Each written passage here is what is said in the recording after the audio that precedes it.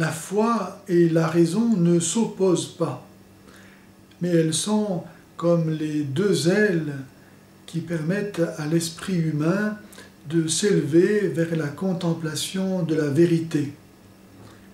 La foi et la raison s'entraident mutuellement, ce qui faisait dire à saint Augustin « Je crois pour comprendre et je comprends pour croire ». Essayons donc de comprendre comment il est possible d'affirmer en même temps l'unicité de Dieu et la trinité de ses personnes. Nous partons du point zéro, c'est-à-dire du niveau où nous ne savons rien au sujet de Dieu. Comme cela, on ne pourra pas nous accuser d'avoir des préjugés au sujet de Dieu.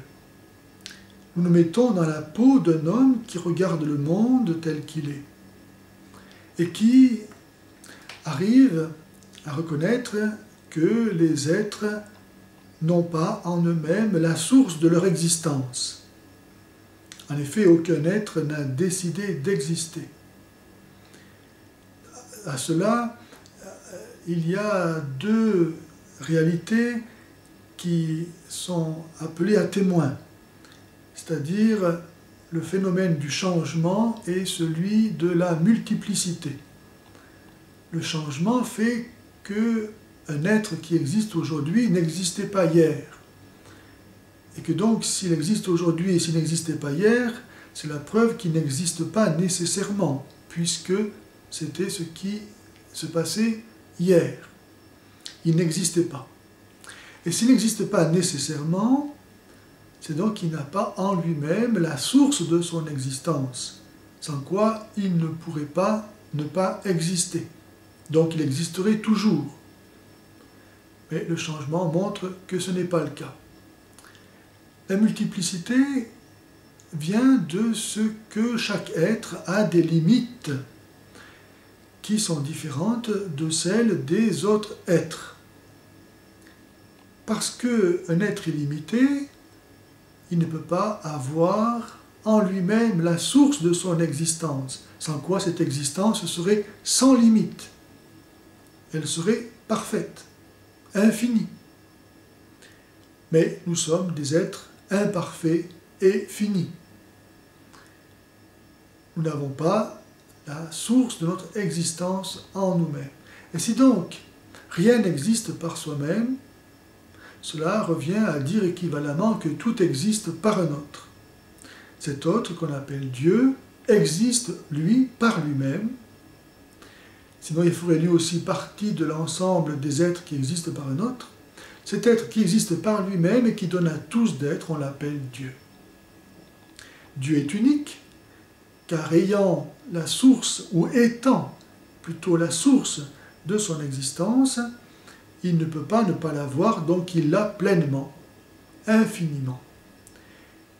Or, s'il y avait deux dieux, pour qu'on puisse les distinguer l'un de l'autre, il faudrait qu'on puisse dire de l'un, lui c'est lui, parce qu'il a cela que l'autre n'a pas. Et donc aucun n'aurait tout, car chacun aurait quelque chose de propre que n'auraient pas les autres.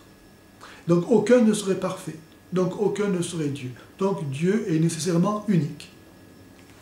Mais si Dieu est bien cet être qui existe par lui-même, est-ce qu'on ne peut pas dire qu'il est son propre Père? En effet, Dieu étant cet être qui existe par lui-même, il s'engendre éternellement lui-même. Il ne dépend que de lui pour exister. Dieu est donc son propre Père, mais en un sens absolu, comme nous ne pouvons pas le comprendre, nous les hommes. Car pour nous, être ou être père, ce n'est pas la même chose. Un homme peut être sans être père. Mais pour Dieu, être et être père, c'est la même chose. C'est pourquoi Jésus dit dans l'Évangile, n'appelez personne père sur la terre, car vous n'avez qu'un Père qui est aux cieux. Pour bien nous faire comprendre quelle était la paternité de Dieu, paternité absolue, incomparable. Et donc, si Dieu est Père de lui-même et en lui-même, est-ce qu'il ne faut pas dire aussi qu'il est fils? Car en effet, il n'y a pas de père sans fils. Cet être dont la raison peut arriver à reconnaître l'existence à partir du monde visible, au point que saint Paul disait dans l'Épître aux Romains, chapitre 1, verset 19, que les hommes sont inexcusables de ne pas avoir reconnu l'existence de Dieu invisible à partir de la création visible.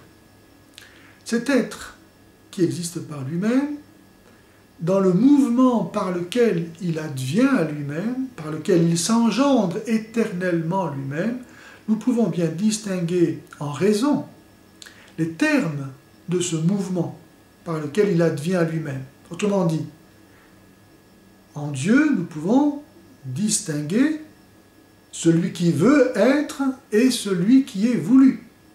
C'est le même. Ou bien encore, nous pouvons distinguer l'engendrant et l'engendré. C'est le même. Qu'on peut appeler le Père et le Fils. Et entre l'engendrant et l'engendré, qui sont le seul et même Dieu, il n'y a pas rien, il y a l'engendrement. Ou encore, l'esprit d'amour par lequel le Père donne la vie au Fils et par lequel le Fils, en retour, donne sa vie au Père. Et c'est ainsi que nous pouvons voir comment la raison peut accepter, sans renier les exigences de sa raison, que dans un même être qui s'engendre éternellement lui-même, il y ait effectivement comme la place pour les termes de ce mouvement par lequel il s'engendre lui-même de toute éternité.